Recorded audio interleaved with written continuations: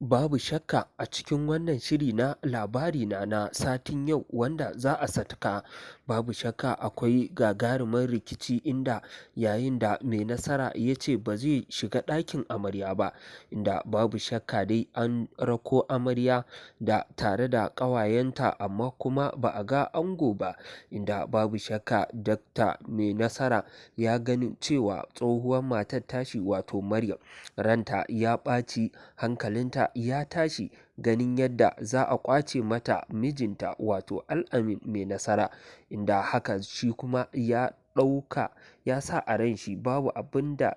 Maryam za ta nema ta rasa in dai muddin zai iya yi. Haka zalika ya zauna ya ce babu inda za shi, babu magana wani rakiyar ango ko kuma dai a ce ba a ga ango ba, to ya ce yana nan tare da Maryam wato matar tashi, inda Dr. Asiya tana ta zuba idon ganin cewa ango zai shigo mata mai nasara, amma abin ya ci tura inda mai nasara ya yi shiru ya kurum yana neman jin ta bakin Maryam.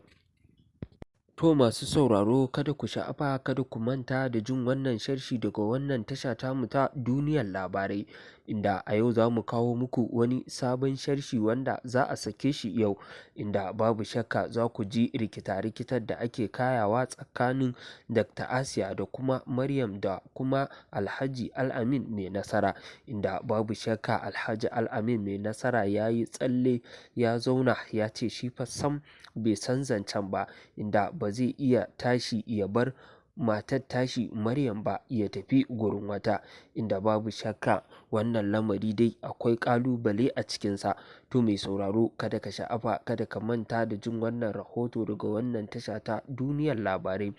Idan kana bibiyar mu har zuwa ƙarshen wannan bidiyo za ka ga irin rigimar da aka ta ɓarke wata sabuwa tsakanin Dr. Asiya da kuma Maryam da Al-amin, inda Dr. Asiya ta gaza jure wannan abu da matar mai nasara ta yi mata wato Maryam, inda ta tashi ƙafa da ƙafa ta je ta sami wato matar tashi Maryam har ɗakinta ta gaggaya mata abubuwan da suka sosa mata ranta. Wannan kalamai sun yi matuƙar sosawa mai nasara rai sakamakon cewa